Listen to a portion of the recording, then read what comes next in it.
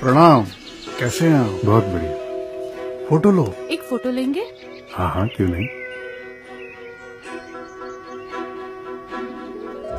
सचदेव जी, एक फोटो। लगता है पुराने लोगों की थोड़ी बहुत इज्जत अभी बाकी है। आते हैं।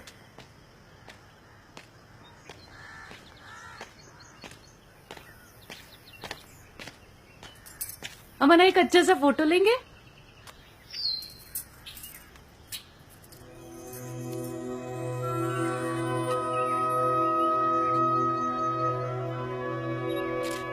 एक और। विमल, ये जो कुछ भी हो रहा है ना, ठीक नहीं हो रहा है। उस प्रभाकर को देखकर मुझे चिढ़ होती। कल का आया छोकरा कितना नाम हो गया उसका आश्रम में, और हम इतने सालों से यहाँ पे हैं, उसका क्या? हाँ, मैं भी यही सोच रहा था। और उसकी तो छोड़ो, हमारे स्वामी जी कितना भाव दे रहे हैं उसको। जब देखो उसी को खोजते रहते हैं। प्रभाकर कहाँ है, प्रभाकर को बुलाओ, प्रभाकर को ये दो, प्रभाकर को वो दो, प्रभाकर। अरे ये सब चल क्या रहा है? पुराने भय सब चाकर, और सर पे चढ़ रहा है इनके प्रभाकर।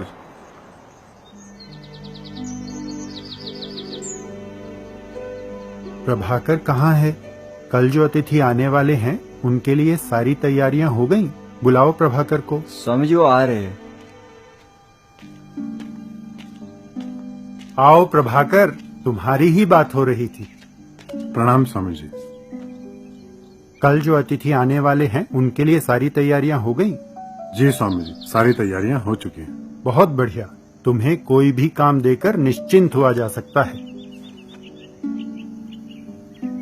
एक काम और करो। जी। अतिथियों के लिए जो कमरे तैयार हुए हैं उन्हें जाकर देख लो, सब ठीक ठाक है कि नहीं। ठीक है स्वामी जी, अभी जाता हूँ। तुम भी जाओ उनके साथ, उनकी मदद करो।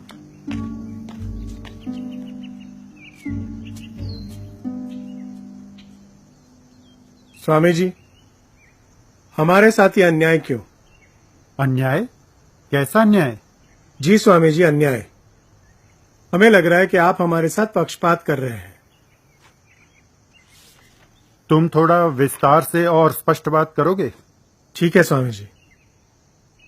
हमें पता है कि आजकल प्रभाकर पर आपका कुछ विशेष ध्यान है। जरूर हमसे अलग उसे कुछ कलाएं और ज्ञान दे रहे हैं जिसकी हमें कानों कान तक खबर नहीं होने दी। और यही वजह है कि इतने कम समय में उसका इतना नाम हो गया है। विशेष ज्ञान? कैसा विशेष ज्ञान? मैंने तो तुम सभी को एक जैसा ही ज्ञान दिया है, कभी किसी को कोई विशेष ज्ञान नहीं दिया। मैं नहीं मानता। हमें मालूम है कि आप ऐसा कर रहे हैं, और इस बार आप हमें मूर्ख नहीं बना सकते। हम इतने वर्ष पूर्व आए हैं यहाँ पे, हम वरिष्ठ हैं। आपके ज्ञान पे तो सबसे पहला अधिकार हमारा है, और अब समय आ गया है कि आप हमें हमारा अधिकार प्रदान कर दें।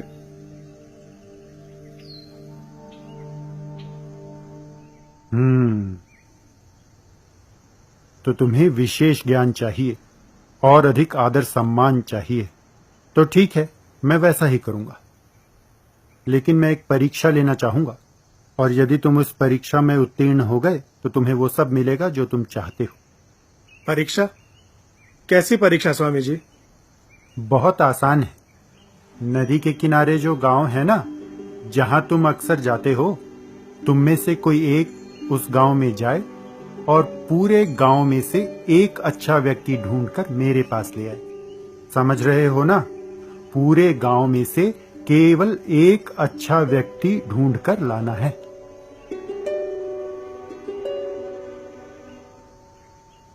ठीक है स्वामी जी, मैं जाऊंगा। ये बहुत आसान काम है। ठीक है, सफल होकर आना।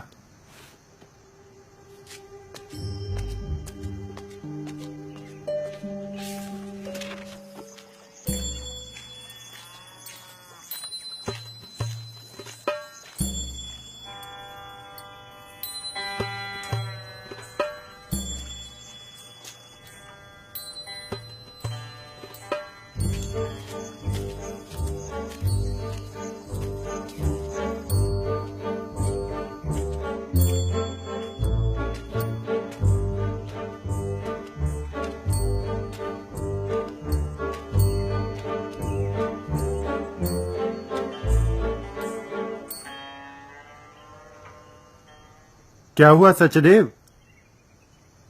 तुम्हें कोई मिला? मुझे क्षमा करे स्वामी जी, मैंने बहुत प्रयास किया,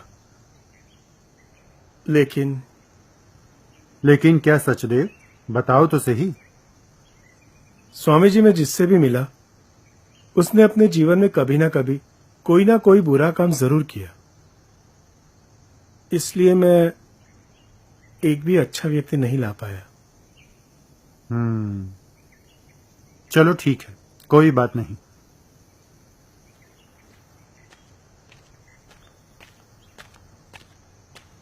आपने बुलाया स्वामी जी? हाँ प्रभाकर, मेरा एक काम करोगे? जी स्वामी जी। नदी के किनारे जो गांव है ना, जहां तुम अक्सर जाते हो, तुम्हें वहां जाना है और वहां से एक बुरे व्यक्ति को ढूंढकर मेरे पास लेकर आना है। समझ रहे हो ना? जी। पूरे गांव में से केवल एक बुरे व्यक्ति को ढूंढकर लाना है।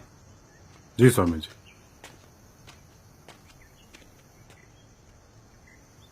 स्वामी जी, आप फिर से ये अन्याय क्यों कर रहे हैं? अब वो जाएगा और पूरे गांव को लेकर आएगा। थोड़ा धैर्य रखना सीखो सचदेव, देखते हैं क्या होता है।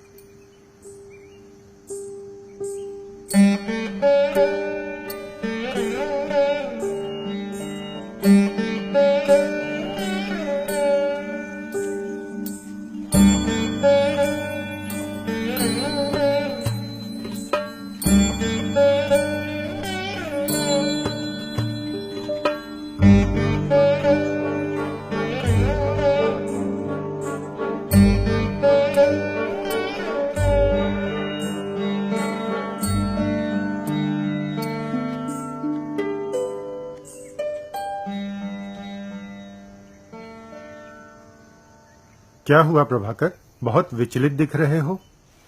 मुझे क्षमा करें स्वामी जी, मैंने आपको निराश किया। आपने जो मुझे कार्य दिया था, मैं उसमें पूरी तरह से विफल रहा।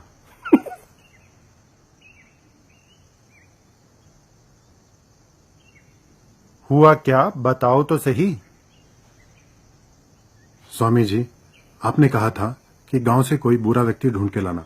मैंने पूरा गांव छान मारा, पर सभी ने कोई ना कोई अच्छा कार्य तो किया ही था।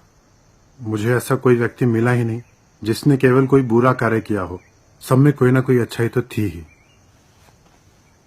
ठीक है, तुम जाओ।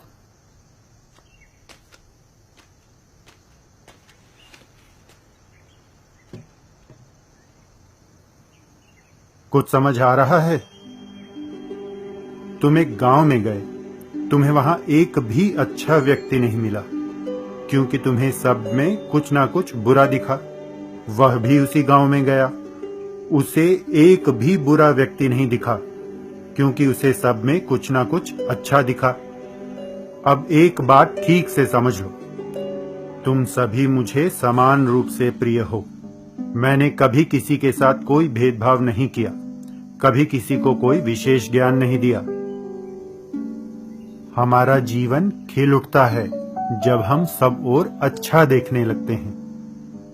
वहीं जब दृष्टि बुराई में अटक जाती है तो पूरा जीवन मुरझाने लगता है।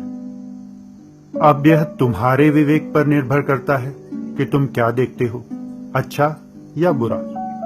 अच्छा देखते हो तो अच्छाई बढ़ती है, तुम्हारे साथ सब अच्छा होने लगता है। बुराई केवल बुराई को आकर्षित करती है। जब हमारा मन बुराई देखने में लग जाता है तो हम कछुए की गति से भी आगे नहीं बढ़ पाते। जीवन में केवल वही तेजी से आगे बढ़ते हैं जिनका मनोभाव सकारात्मक है।